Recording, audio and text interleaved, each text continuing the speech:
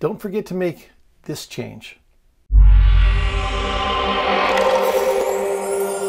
Hi, I'm Darren Wright from 12 Church, which probably would be considered an alternative kind of church. And we're trying to make some changes from what would be in a standard church or a traditional church. Some changes that those same churches should be making anyway, and they should have been making them yesterday. And if you haven't made them yesterday, the next best time is right now. A lot of churches have made changes in recent years.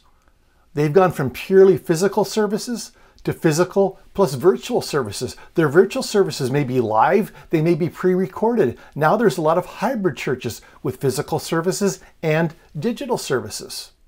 Churches have experimented with large weekend gatherings and house groups. There's a lot of alternative churches like ours that are really more like house churches.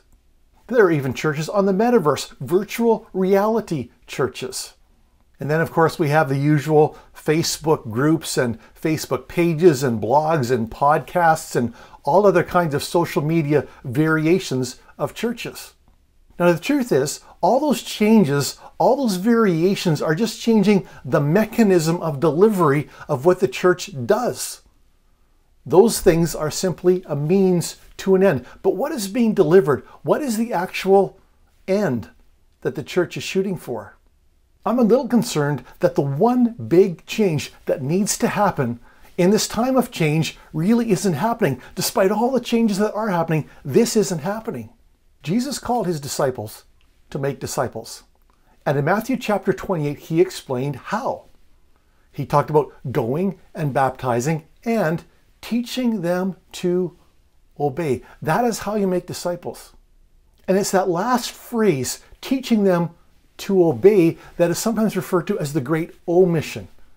We baptize, we teach, but we don't necessarily teach to obey. We don't necessarily move people towards application.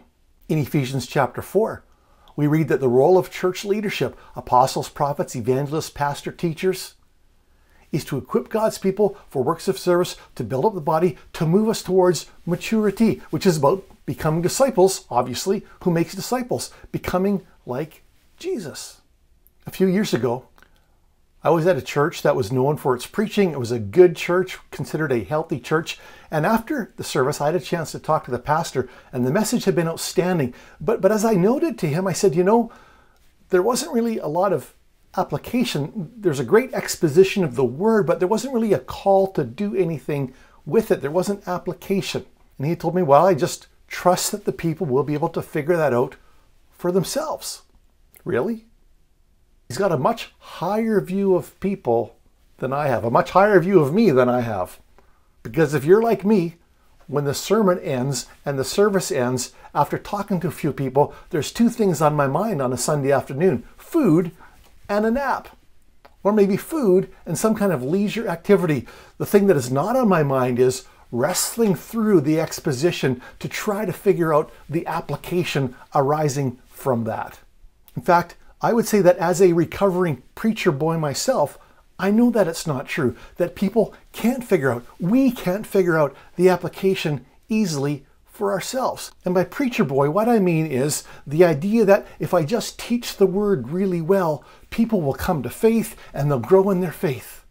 And if I maybe do some great exegesis and draw on the Greek and everything else, the historical background, and just proclaim the word clearly, that will grow people up.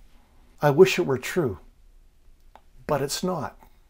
I once sat down with someone from an academic institution, a college and seminary, Christian college and seminary, who was meeting with pastors in the area, and they were just asking for feedback. And I said to this person over lunch, I want you to hear this if you hear nothing else.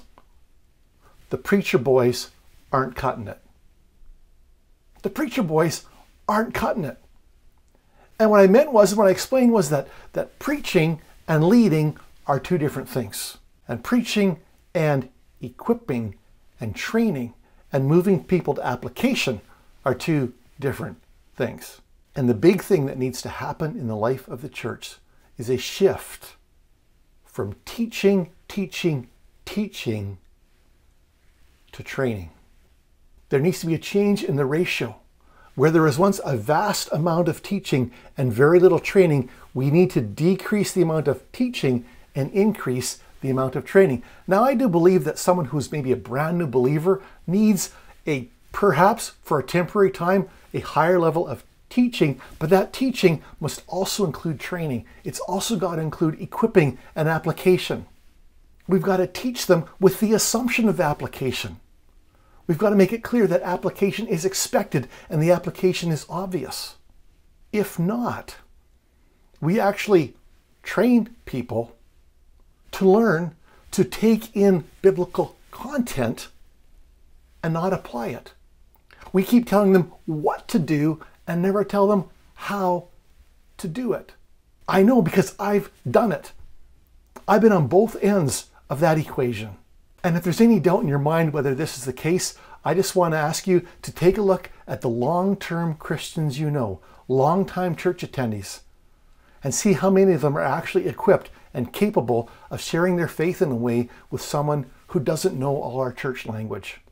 I learned very early in my pastoral ministry that it's possible to be a lifelong church attendee and not be equipped to live out the Christian life. And so the big change that is needed in our churches yesterday, and if not yesterday, today, is a shift from an overemphasis on teaching and an underemphasis on training and application to a higher emphasis on training and equipping.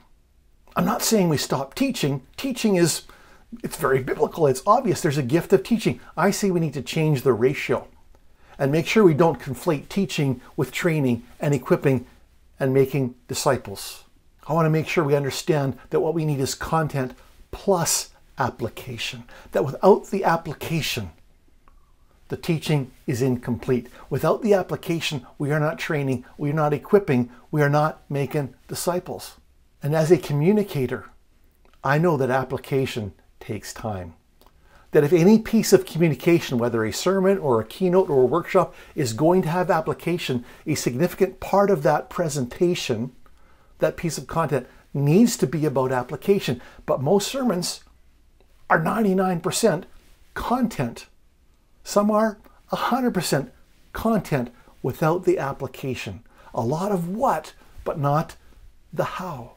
And that needs to change. So as you think about the structural changes, the strategic and tactical changes, the changes in programs and ministries, and the delivery mechanisms you're looking at, don't miss the big change that needs to happen. A move from simply teaching to teaching plus training, to teaching with application, to teaching with equipping, teaching to obey.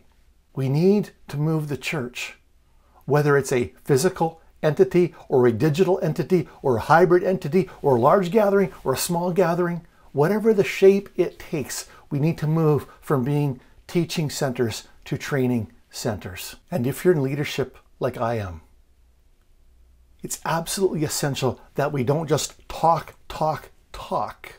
teach, even train, but we also show the way. That we're an example of what we're calling people to be and do. That we're not just hearers of the word, but also doers. Well, that's good. Someone should write that down.